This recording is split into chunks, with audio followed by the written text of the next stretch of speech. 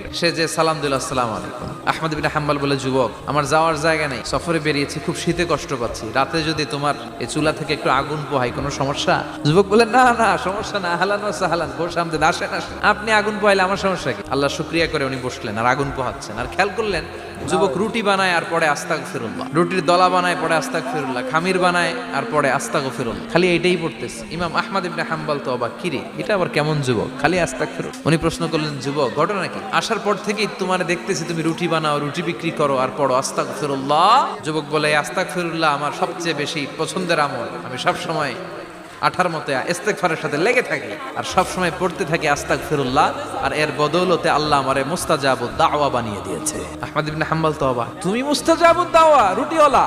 আমি এত বছর হাদিস পড়াই, আমিও তো মুস্তাজাবুদ দাওয়া না, তুমি দোয়া করলেই সব কবুল হয়ে যায়? যুবক বলে, নাম আনা মুস্তাজাবুদ দাওয়া, আমি আমার জীবনে যত দোয়া করেছি কবুল করে নিয়েছে কে?